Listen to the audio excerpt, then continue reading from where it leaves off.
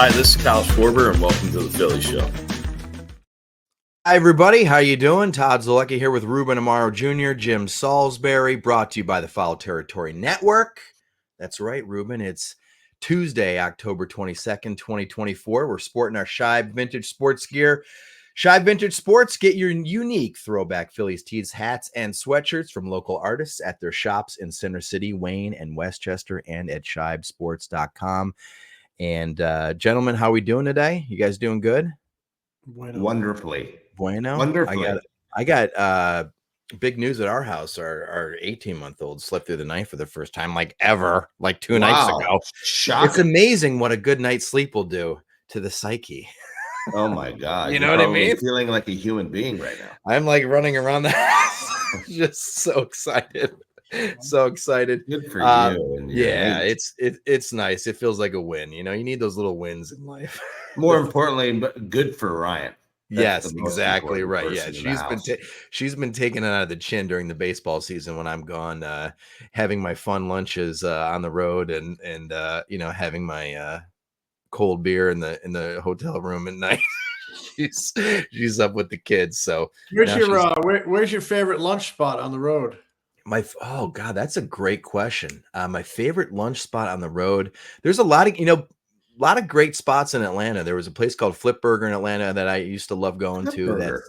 Flip Burger is some like Top Chef owned it. That place just shut down. But Atlanta's got a lot of really kind of quiet, good lunch spots. People kind of don't get excited about going to Atlanta, but that's one of my favorite spots. Yeah, I'm a big fan of Atlanta. They South Street Kitchen or something like that. Yeah, Buttermilk Kitchen in Atlanta is a fantastic like breakfast lunch spot. So if anybody gets down there, what's your favorite road city, Todd?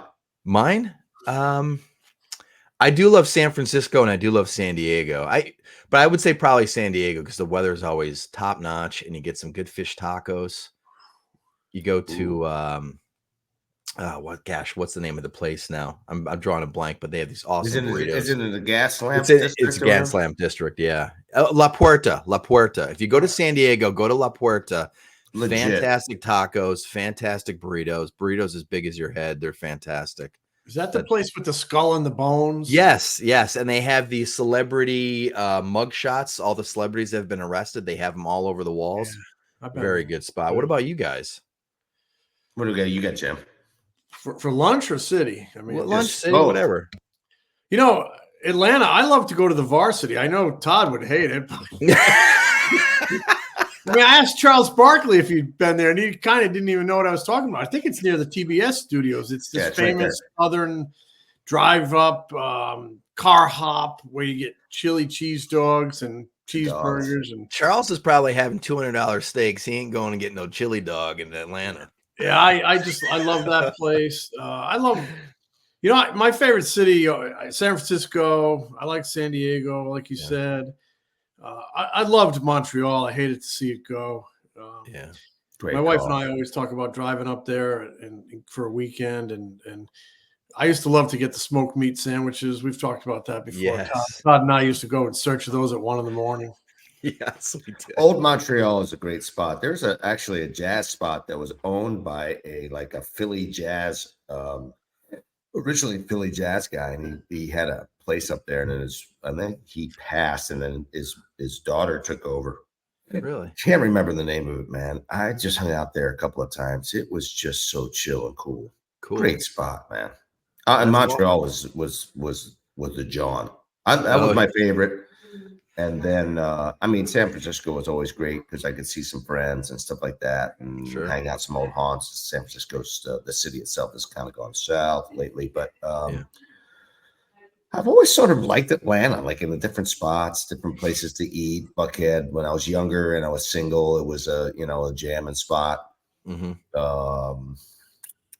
When Buckhead was big, I guess it's sort of trying to make a comeback again. Chicago is always a great city for me too. Yeah, I love Chicago. Chicago is great.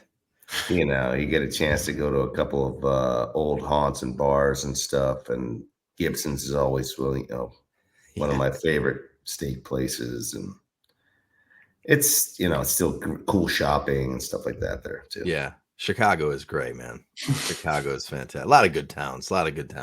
Oh yeah, stories. We'll save that for a later. Lots of them. You know what they say about Todd, Ruben? What do they say about him? They say Ozzie Nelson at home, Ozzy Osbourne on the road. Is that what they say about me? I wish I knew that. Oh my god! It's always the quiet ones, Jim. Yeah, the quiet ones. I wish that were true. Guys, the Phillies are having their organizational meetings this week, and Jim, you and I have written a lot about organizational meetings over the years. The Phillies are having their org meetings. They're down in Clearwater. They're hunkered down in Clearwater. One of those times when Ruben was GM, he used to assemble all his lieutenants, and then the editor would be saying, "Hey, what you wrote about those org? They're having org meetings. We're going to get a story off the org meetings." And I'm trying to get Ruben on the phone, but he won't return any of my calls for 4 days. That's correct. You're out, Ruben. Well, Ruben, since you obviously ran organizational meetings, what are they like? So we know that you guys get everybody together, everybody in the front office, scouts, coaching staffs, managers, and what do you try to knock out? Like when you leave the organizational meetings, what is the number one priority, or what's the goal? How do you want to feel when you come out of them? Well, it sort of depends on the year. Organization meetings, it depends on when you have full-blown ones where we had like literally the entire organization go down to Clearwater. We set up different we had different meetings, different satellite meetings based on, all information, whether it was a player development meeting or a hitting meeting or a pitching meeting. And we just, we gathered different people. We've had some fun ones where we just, there were some on occasions when our offense across the board in our, I think one year we had like 0 guys hit 300 one year. And I was like, dude, we got to do something about our hitting. And so we brought down Mike Schmidt and Gary Matthews and all types of different guys. And we just went into the Clearwater. We opened up the Clearwater clubhouse, the main one at then it was Bright House. And we just threw a bunch of beer and alcohol in there. And I said, guys, get drunk and let's go talk baseball and let's talk about hitting. And it was actually a really, really cool to listen to Schmitty and different guys talk about hitting and philosophies and stuff like that. Then we had a lot of that stuff recorded. I actually have a ton of CDs recorded from one of these where every single session was, we kind of rotated with everybody. We wanted to make sure everybody got into every one of the sessions. So we sort of rotated them. It was a little difficult for the people who were presenting, but it was also pretty cool. Base running stuff, outfield stuff, scouting stuff, pro scouting stuff. We did a bunch of different things. And then we did smaller meetings. And I think this is what's happening these days, probably with Dave Dombrowski, is when he brings people in, whether it's the coaching staff or the manager, his lieutenants, as you said, probably your analytics folks, probably your player development folks, and you sit there and you talk about what's happened, what's worked, what hasn't, things that they might want to implement in the future. And obviously you want to sort of set the tone as far as what the plan is for the offseason before you get to the GM meetings, so that Dave Dombrowski, when he gets to the GM meetings, he sort of has a plan in place. What free agents do we make a run at? Which, and you set up boards. That's what I used to do. We would set up boards. It's probably a little bit more sophisticated now. They have electronic boards and things like that, I think, at their disposal, where you put a name up there, either a free agent or a possible free agent or someone who is arbitration eligible or someone who may come off a roster. And you sort of target different guys, whether they're under control, not under control, free agent lists, and you sort of line them up. And you talk about them with your scouts. You talk about them probably with your analytics folks. And you sort of get a big picture, small picture. You kind of go start macro, obviously, a larger picture, and then you kind of work it down to like different things. This is our needs. And then, part of it is I used to have an end of season meeting all the time with our coaching staff and some of our lieutenants, where we have, this was before the organization meetings. They may be doing that now, where you say, okay, we have, what are we doing? We go through the entire, 25 or 26 man roster and the 40-man roster. And we say, okay, is this guy going to help us? Is he not going to help us? What's his status? Do we keep him? Do we bag him? Do we think about moving him? You have all those types of discussions. And I think, the biggest thing that Pat Gillick used to tell us all the time, and I try to start out the meeting, is that, you guys are all paid for your opinions, whether you're a hitting guy and we have a discussion about a pitcher, or vice versa. I think it's important for guys to give their perspective, because everybody's got a little bit of different idea or perspective on what what they think the value of a player is. And so it's all about opinions and how the guy fits. And then you try to target them and move forward. You hear that expression a lot in baseball, stay in your lane. But under Pat Gillick, he encouraged you to get out of your lane, offer your opinion, because that could stimulate, creativity, which I think showed how secure Pat was. He was always secure in his own skin and what he believed in, but he was great at making people feel part of it, and not just making them, but indeed, ensuring that people were part of it, because they were valuable. Ruben, do you, like, when you have your org meetings, it's where, I guess, you lay down your off-season plan.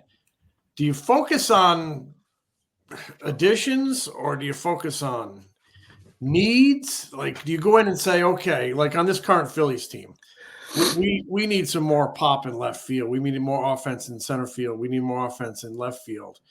Do you just kind of list needs, and then, on another board, you have potential solutions? Yeah, I think that's sort of what you do. I mean, and it sort of makes sense. You have to figure out, okay, where are we short? How can we improve? Where's our best level of improvement?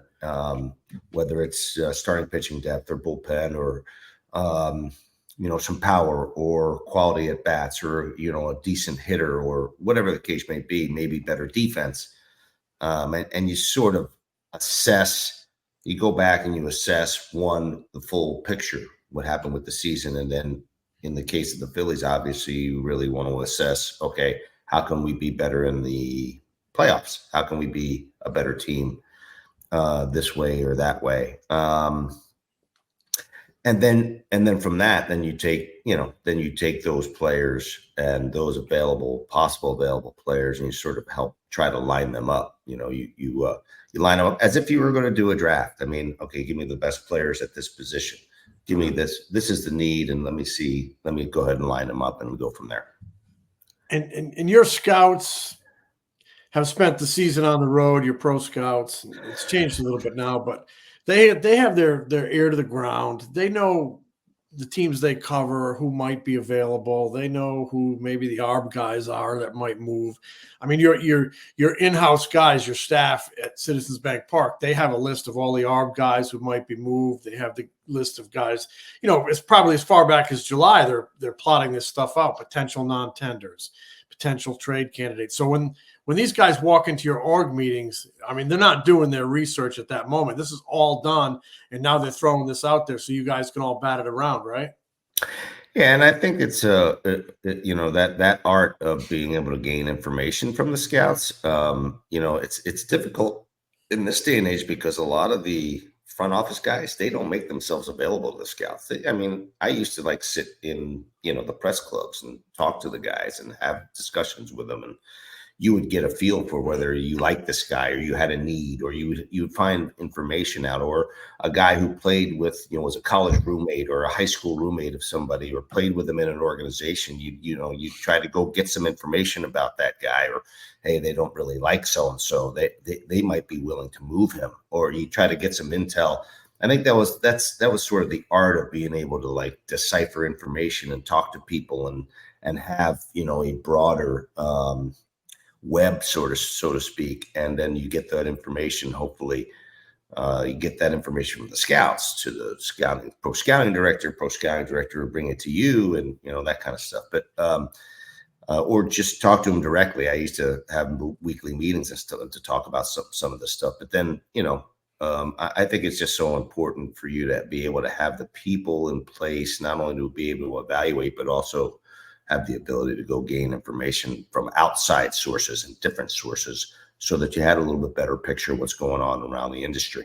When you bring your guys in, and you start firing opinions across the table about who might fit your team, who might exit your team, who you might bring in, and the opinions start flying.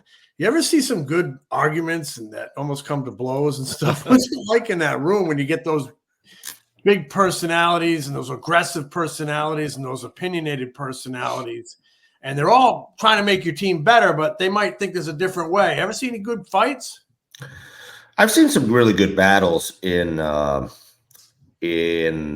mostly during the draft, where you have guys who are pretty passionate about what they see and but that's more old school. Everybody's so passive now. Like, everybody does. Nobody's got any sack anymore.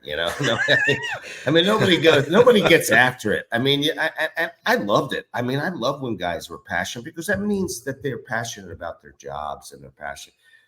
And opinions are just that they're opinions, and they're neither right nor wrong. They're just your opinion. It's just like feelings, right? They're just my feelings. Right. they're my feelings. It's the way people feel about the players. And so I think it was always important for guys to be able to express themselves freely, be respectful of the others. There are times when people are less respectful than others, because they're dismissive to others' opinions. But that said, I did like a nice verbal joust every once in a while, just because I think that shows you that you have people in your staff that really care about your business and care about doing a good job and have a passion about what they're doing. And I didn't have to pull anybody. I didn't have to pull anybody apart ever, but I've had to have some, okay, that's enough. Well, I think you would be nice. Yeah, I think you would like that, rather than having a bunch of yes men just going like, yes, sir. Yes, sir. You know what I mean? Like, you want somebody with some guts that's going to stand up and go, Ruben, I think you're way wrong on this guy. This guy can't hit. I don't care what you think. I don't care what you say. I don't care what your big league hitting coaches say, Ruben, this guy can't hit. I think you would rather want somebody that at least make you think a little bit, rather than go, yes. I love the guys. You are absolutely unequivocally correct. And there's a lot of people who have jobs in baseball for years and years and years and years. And I know a lot of them who are yes men and keep their mouths quiet and their nose to the grindstone. But those are the kind of players or the kind of people in an organization that really don't make a difference. And I like people who make differences. I want somebody who's going to make a difference in my organization. And I want people who are going to care enough to speak up rather than save their job because they think that their opinion is going to be maligned. You like people with stack. I want people with some cojones. I want people with cojones. Pat Gillick always said, you can't be afraid to make a mistake. If you're afraid to make a mistake, you're never going to hit the home run. So, have a guy out there that'll give a crazy opinion every once in a while, and we will be right back. I love a great deal, but I'm not going to run sprints in the outfield just to save a few bucks. It has to be easy. No hoops, no BS. With Mint Mobile, it really is that easy to get wireless for $15 a month with the purchase of a 3-month plan. Purchase and activation is super easy too. To get started, go to mintmobile.com/territory. All plans come with high-speed data and unlimited talk and text delivered on the nation's largest 5G network. You can use your own phone with any Mint Mobile plan and bring your phone number. To get this new customer offer and your new 3-month premium wireless plan for just $15 a month, go to mintmobile.com/territory. That's mintmobile.com/territory. Cut your wireless bill to $15 a month at mintmobile.com/territory. $45 upfront payment required, equivalent to $15 a month. New customers on their first 3-month plan only. Speed slower above 40 gigabytes on unlimited plan. Additional taxes, fees, and restrictions apply. See Mint Mobile for details. All right. So if you guys could be a fly on the wall at these org meetings, if you could drop a little listening device, cloak and dagger mode, in the Phillies boardroom, Jim, what would be the plan, the one area on this team you would just love to know? How exactly are they going to attack this deficiency that they have in their roster? What would it be for you? Boy, I have a long list, but it's not that long. It's a pretty good team, Jim. It is a pretty good team, but I think it needs a nice tweakage. One of the things are not necessarily that I'd be interested in hearing that I would bet they'd probably discuss is it involves two guys that are going to come back. How do you get more out of Stott? How do you get more out of Turner? What are what adjustments you're going to try to work on, talk to him about in the winter, work on spring training? And another big one for me would be Hoffman or Estevez. Did Hoffman struggles? I want to hear the honest opinions. Did Hoffman struggles in the bright lights of October give you pause about pursuing him as a free agent? And do you feel like he gave up two pretty good arms to Anaheim to get Estevez? Maybe you take a run, more of a run at him. Those are some of the things that come to mind, but there are a lot more. What do you got, Todd? What do you got, Todd? Well, I think left field, center field, obviously, but I am curious. One thing we haven't really talked about is Rob Thompson saying that they plan to reduce JT Realmuto's playing time next season from about 130 starts per season, 135 starts per season to maybe, and I don't know what that number would be, 100-ish. And if they're going to do that, they're going to need somebody that they can start the other 60 games and be pretty competent, not, hit a little bit, catch a lot. Zach Wheeler's going to have to throw to this guy probably. You would think once or twice, and Zach is very particular in who he wants to throw to him. You would think, I guess JT could catch all of his starts next season, but how exactly are they going to attack that? Are you going to look internally? And do you think Rafael Marchand can actually stay healthy? Garrett Stubbs, he does have an option. So they could start him in AAA. He's arbitration eligible. So do you think you have the answers internally? If not, externally, how do you go? How do you feel that role externally? There's some decent free agent catchers out there. Would they be willing to accept the backup role to JT? So I'd be curious to see how that plays going forward, because he's making a lot of money, and so he's going to want to play. It's the last year of his contract, so he's going to want to have good numbers, because I know he's probably going to want another multi-year deal. So how exactly are they going to attack that? What about you, Rube? Yeah, it gets a tough little needle to thread there, but I believe in Marchand as an athlete. I think he's outstanding. I think he'd be an everyday catcher if he was durable enough, but he's not. He hasn't proven that. So interesting call. I'm always about the pitching depth. In this day and age, all you got to do is watch what's going on here in the playoffs and see that there's just not enough starting pitching that can go deep into a game, or at least save bullpens. And I just don't know how they're going to go about creating more starting pitching depth, because they basically have their big four under control. You got Suarez, you got Sanchez under control, you got Nola and Wheeler. Beyond that, who's going to take the brunt of the rest of the the 5th, 6th, 7th, 8th, 9th, 10th guys in the rotation, and how are they going to build that moving forward? Do you look at guys who are going to be what they call 20D free agents? Which guys? To me, there's a selling point. If I am the organization, I can say, hey, listen, it's wide open. There's a 5th spot that's wide open. Somebody could go down that could create a 6th spot. There's whole types of stuff that you could sell on certain free agents and how they're going to attack that. And I'm also fly on the wall as far as what they're really thinking on Painter, like how they want to handle him.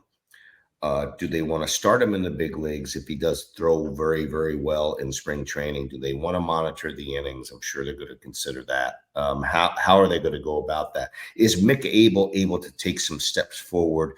Is he a real candidate? Is he a guy that you would trade because he's got such a good arm and you can't wait for him? How long are you going to wait for him to sort of come around and be able to command the strike zone and do the things that are necessary to be a major league quality pitcher? How are they attacking all this? How are they formulating? Are there other guys in their system? And I don't know their whole system, but if there's other guys in their system that they can say, you know what? This guy can help us in the big leagues pretty quickly. Is it a Ryan Kerkering type of a guy who has the cojones and has the guts to be able to step forward? Are there any of those kind of guys that are sort of in the making in their system that they can see during spring training and invite them to camp, even though they may not be on the 40-man roster yet. I think it's always a fascinating part of, and something that's really been lacking over the last several years, is starting pitching depth. And starting pitching depth is killing a lot of these teams in the playoffs. And you see these, 8 pitchers pitching in a game. It's ridiculous. And I just feel like it's so important. I'm also curious as to whether or not, as an industry, not just an industry, as an organization, how they're handling being able to cover innings as a starting pitcher. Are they really truly going to be building starting pitchers, or are they going to be building multiple pitchers who can pitch multiple innings? I don't know what's happened in the industry as far as the starting pitching is concerned, but I do know that they've shortened it. And, when a guy comes out of a game after throwing 4 innings in a playoff game and he's ecstatic about it, I just have a very, very difficult time understanding how that's a good thing. It's good for him, but I just feel like, my goodness gracious, this is just not the baseball that I grew up with. I don't understand it. I don't get it. It's just amazing. And you saw it happen with the Mets. They just didn't have enough. And, God bless them that they did so well, but every single team should be really rethinking what they're going to do with the pitching, because it's just not right. Do you think the Phillies, does it make any sense for the Phillies just to go out and find a full-time number 5 starter, knowing that Painter's coming down the line? Yeah, you can never have enough. Absolutely. Okay, you can never have enough. Absolutely. Okay, so in other words, is there a scout in these meetings, or is there somebody in the front office in these meetings going, screw finding a stopgap? I don't want to find the next Spencer Turnbull, to give me starting pitching depth. Why not take a run at, I'm just going to throw in Max Fried or somebody like that. That's probably out of their price range, but what? Screw filling around the pieces. Let's go large. Let's go all in on starting pitching. Let's go 2011 Phillies and just load up and have 5 studs, assuming Rangers healthy and productive.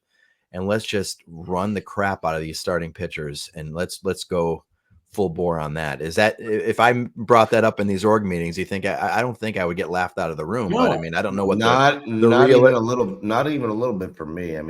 Listen, you can never have enough starting pitching, and I would put my resources in starting pitching. I really. That's why I'm curious to see, like tonight. I'm gonna drive down Patterson Ave with my binoculars. I'm gonna see if Garrett Crochet's name is on a whiteboard. They were in it in July. Why not be in it again? I don't know. Maybe it's a little off but that Jordan Montgomery, right? He's owed like $23 million, I think, 22 and a half. The Diamondbacks want to get rid of him. Is there a way you can try to wash some money and send somebody over there and bring him back here that way for a fresh start and get him a real spring training and see if, maybe you get something there? I think those are the creative things you might have to think about. Yeah, I think there's things that they should think about. I just feel like, and I know that there's no guarantees with starting pitching as far as health and stuff like that, but just give me a guy who I think can eat up somewhere between 150 and 180 innings. Mm-hmm. Can I have that guy? Because that guy, the domino effect that it creates is so vast. And a lot of people get away from that. But it allows, your bullpen to get better rested. It allows them to, pitch in the right spots. There's so many different things. When you have to start covering hundreds and hundreds and hundreds of innings with bullpen guys, you just don't. Most teams just don't have the level of depth that's necessary, quality depth that's necessary.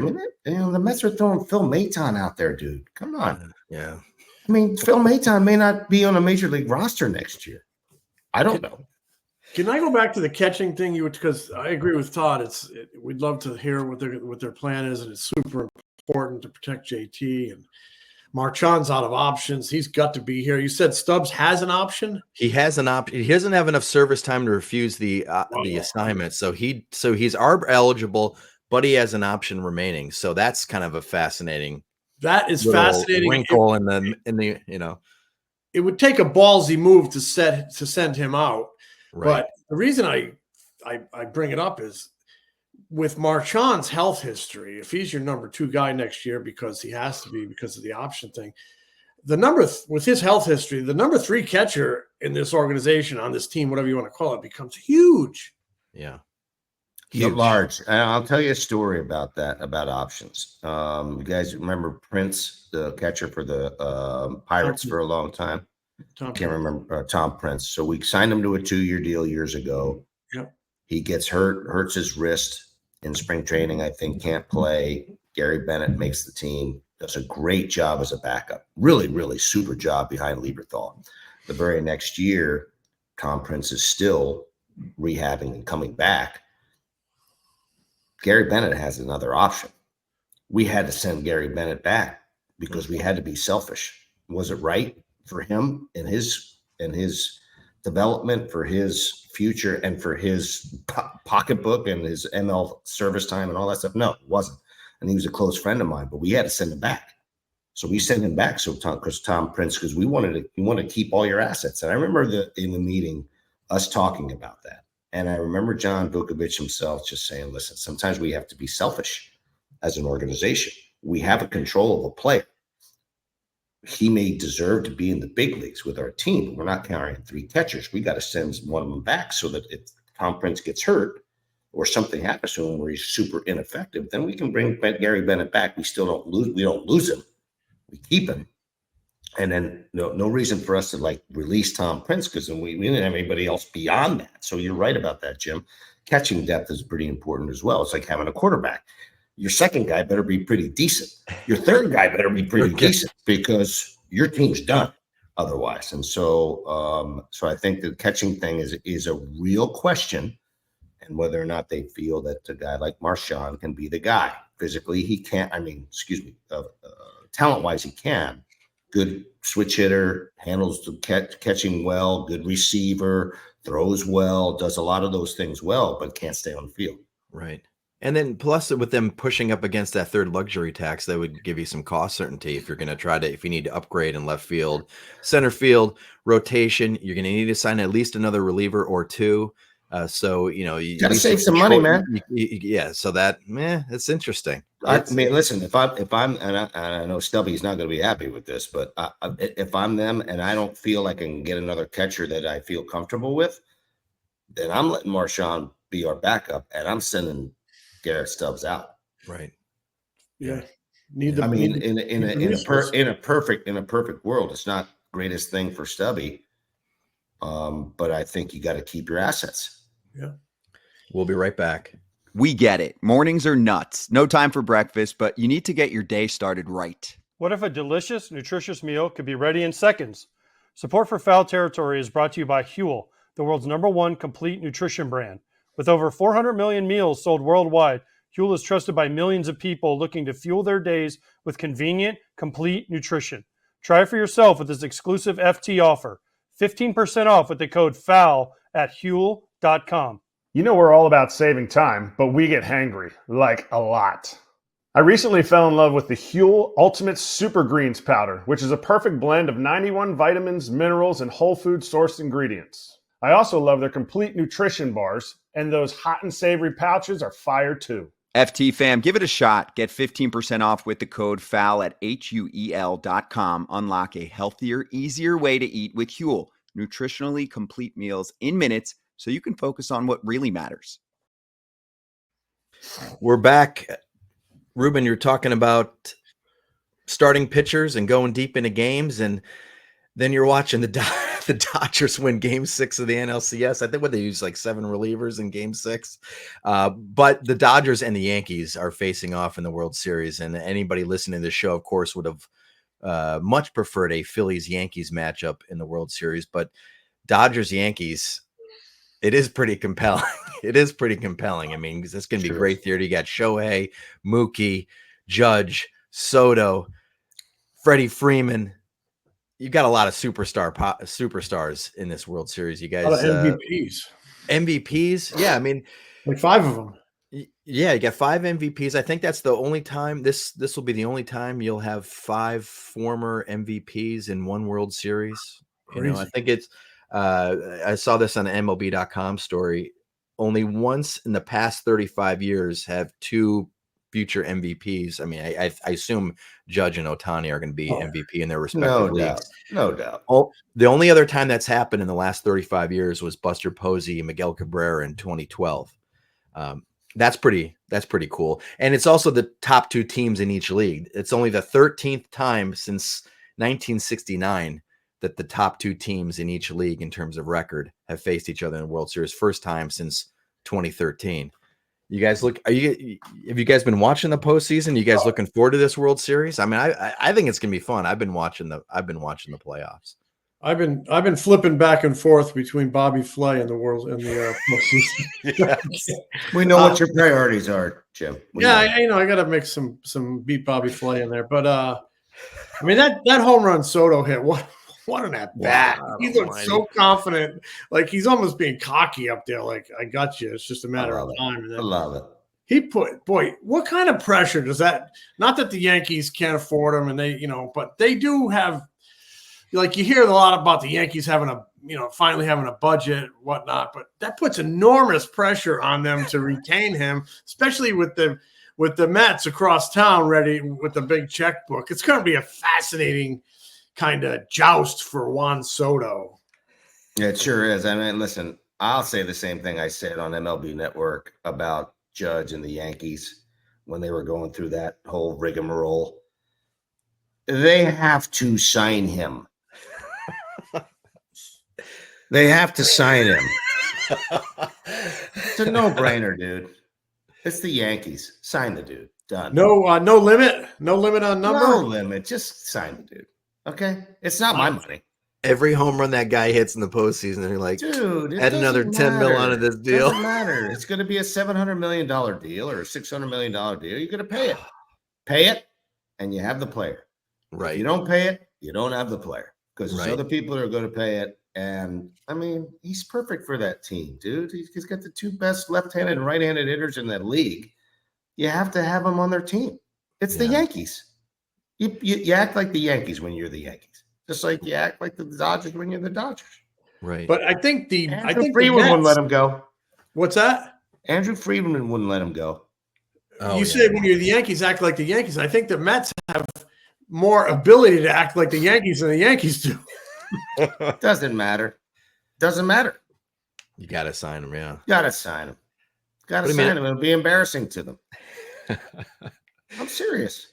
No, I agree. I mean, I don't see how you let the guy go, especially if they go off and they win this World Series. I don't know how you let I don't know how you let Soto go to the Mets or go somewhere else.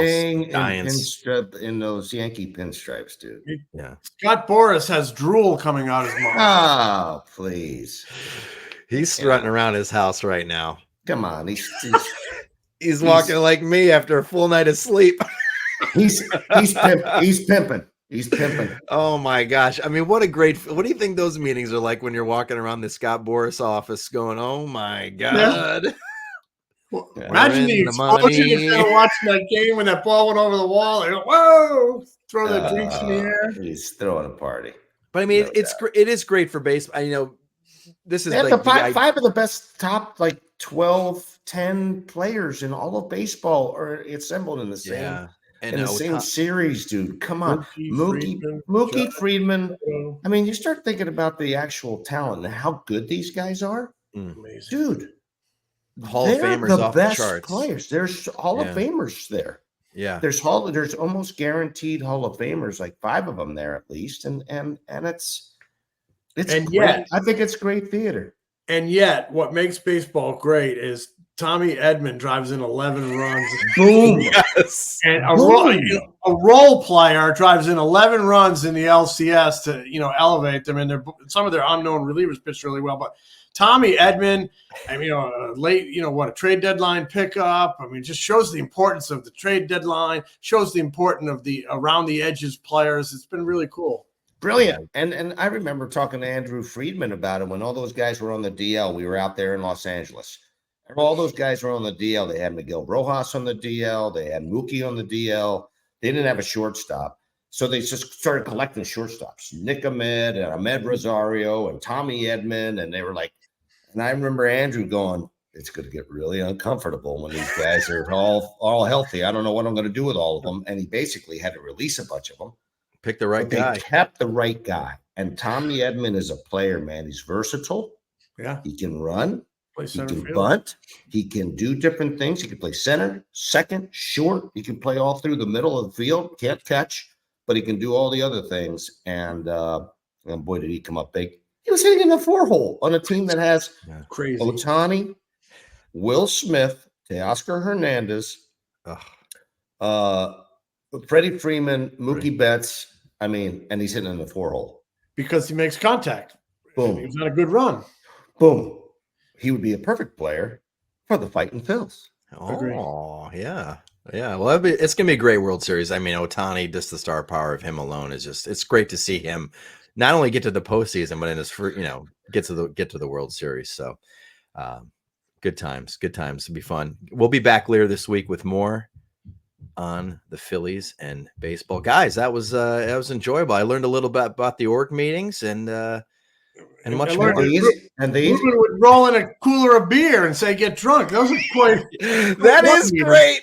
Wait a second. Do you have that? You said you have some of those conversations on DVD, so like we can see like I have all of them. Never ask a Navy man if he'll have another drink. Remember that line from Caddyshack?